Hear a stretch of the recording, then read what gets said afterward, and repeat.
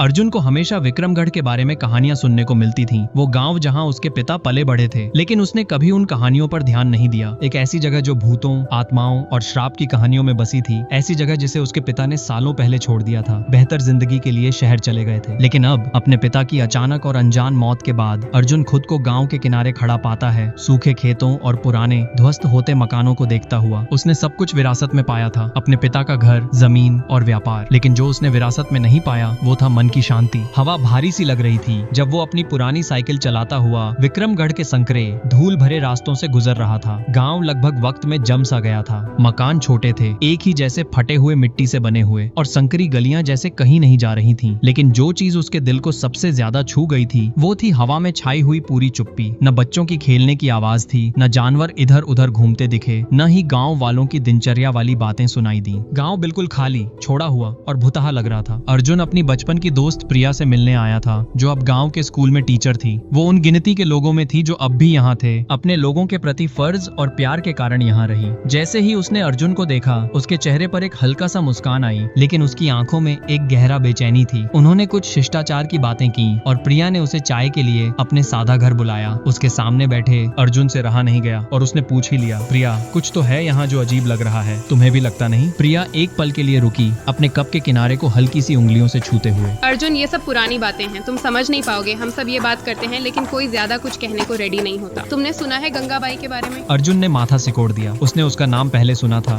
जब वो छोटा था तब गांव वाले चुपके चुपके उसका जिक्र करते थे। गंगाबाई? कौन थी वो? प्रिया ने अपनी आवाज नीचे कर ली, अपनी आंखों से जैसे कमरा स्कैन करते हुए कि कोई सुन तो नहीं रहा। वो एक पुरानी कहानी है जो इस गाँव के हर एक कोने में घूमती है। वो औरत थी, एक समय पर बहुत प्यार करने वाली। उसका पति राघव सिंह था, एक बड़ा व्यापारी, लेकिन उसकी मौत के बाद कुछ अजीब होने लगा। लोग कहते हैं कि उसके बदले में कुछ भटकती आत्मा है। हर साल एक जान जाती है। अर्जुन ने हंसी में उड़ा दिया। ये सब कहानियां हैं प्रिया, तुम्हें ज्यादा सोचने की जरूरत नहीं है। मेरे लिए तो ये सब सिर्फ कहानियां हैं। प्रिया का चेहरा गंभीर रहा। तुम देखोगे अर्जुन, जल्दी समझोगे, ये कहानियां नहीं है। कुछ तो है जो हम समझ नहीं पाते। उनकी बातें वहीं खत्म हुई, लेकिन प्रिया के शब्दों का असर अर्जुन के मन में वैसे का वैसे रहा जब वो उस दिन गाँव में इधर उधर घूम रहा था। गाँव की चुपचाप सी हवा उसे भारी लग रही थी। एक भी गाँव वाला बाहर नहीं था। वो गाँव के बीच में पुराने मंदिर के पास से गुजरा, जिसकी प्रवेश द्वार उगते बेलों के नीचे छुपी हुई थी। ये वही मंदिर था जिसके बारे में उसके पिता अक्सर अपने अंतिम सालों में बात करते थे। मंदिर में जो घंटा था वो यहाँ के रीति रिवाजों का हमेशा से हिस्सा रहा था। जिज्ञासा से भरकर अर्जुन ने मंदिर जाने का फैसला किया। उसने सुना था कि घंटा गाँव के रीति रिवाजों का एक पवित्र हिस्सा था। हालांकि कोई याद नहीं कर सकता कि उसे आखिरी बार कब बजाया गया था। जैसे ही वो मंदिर के अंदर कदम रखता है, एक अजीब सी ठंडक उसकी रीढ़ की हड्डी तक उतर जाती है। हवा भारी थी, जैसे कभी जला हुआ लोबान अब भी वहाँ हो। प्रवेश द्वार के ऊपर लटकी घंटी चुप थी, जैसे उस पर हंस रही हो। जैसे ही वो आगे बढ़ता है, अर्जुन एक अनजाना खींचाव महसूस करता है। उसका हाथ घंटी के चेन के ऊपर रुकता है और अपने आप को रोकने से पहले वो चेन छू लेता है। घंटी बजती है, लेकिन कोई हवा नहीं चल रही थी। घंटी अपने आप नहीं हिली। अर्जुन पीछे हटा। उसका दिल जोर जोर से धड़क रहा था। एक भारी करने वाला शब्द हवा में गूंजता है, मंदिर और गाँव में गूंजता है। ये आवाज जैसे उसके नीचे की जमीन को हिला रही थी। वो मुड़कर निकलने वाला था जब उसने एक अजीब चीज देखी। वेदी पर ताजे फूल रखे हुए थे, जैसे किसी ने उन्हें अभी अभी रखा हो, लेकिन वहाँ कोई नहीं था। अर्जुन जल्दी से मंदिर से निकल गया। उसका दिमाग घूम रहा था।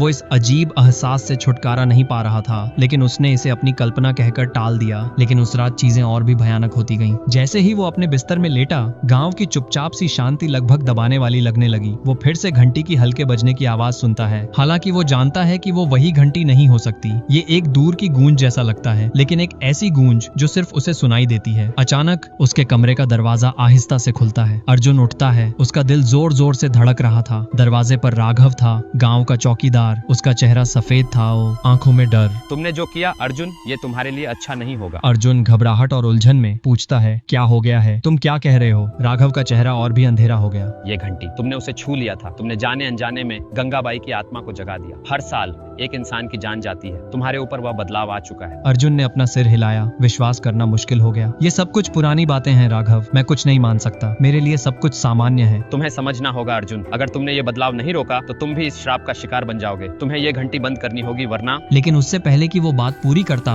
घंटी फिर से बज उठी। इस बार और जोर से। उसकी आवाज अर्जुन के कमरे की दीवारों तक गूंज रही थी। हवा और भी ठंडी हो गई और अर्जुन को अपने शरीर में झंझनाहट सी महसूस हुई। वो थोड़ा सा पीछे हटा, दरवाजे की तरफ देखता रहा। अगली सुबह अर्जुन एक बार फिर मंदिर के पास गया, ये तय करके कि जो श्राप गांव पर था उसे खत्म करना है। लेकिन जब वो प्रवेश द्वार पर पहुंचा, दरवाजा खुला था और घंटी वहीं शांति से लटकी हुई थी। अंदर से मध्यम सी आवाजें आ रही थीं, बिल्कुल हल्की लेकिन साफ। ऐसा लगता था जैसे कोई अंदर बातें कर रहा हो। वो आगे बढ़ा, उसकी सांस रुक सी गई। जैसे ही उसने कदम रखा, दरवाजा उसके पीछे जोर से बंद हो गया, ऐसे कि पूरा मंदिर हिल गया। अर्जुन का दिल जोर जोर से धड़क रहा था जब उसने घंटी की तरफ देखा। उसका हाथ कांप रहा था जब उसने दोबारा उसे छूने की कोशिश की, लेकिन इस बार जो हुआ उसके लिए वो बिल्कुल तैयार नहीं था। जमीन उसके पांव के नीचे से फट गई और एक जोर की हवा मंदिर के अंदर गुजर गई। दरार से एक साया उठा, लंबा, अंधेरा और रूप रहित। अर्जुन की आंखें डर से चौड़ी हो गईं जब वो साया एक औरत के रूप में ठोस बन गया। उसका चेहरा सफेद और गुस्से से भरा हुआ, उसकी आंखों में सदियों का गुस्सा जल रहा था। ये गंगाबाई थी, श्राप सच था और वो उसके पीछे आ रहा था। एक आवाज जो मंदिर में गूंजती थी, उसने कहा, तुमने मुझे जगाया और अब तुम्हें इसका दाम चुकाना होगा। घंटी चुप नहीं हो सकती और न ही मैं। इससे पहले कि अर्जुन हिले, साया ने उसे ढक लिया, उसे जमीन के नीचे खींच ले गया, गांव को एक बार फिर से शांति में छोड़कर। घंटी जो अब शांत थी कभी फिर नहीं बजेगी, लेकिन श्राप जारी रहेगा।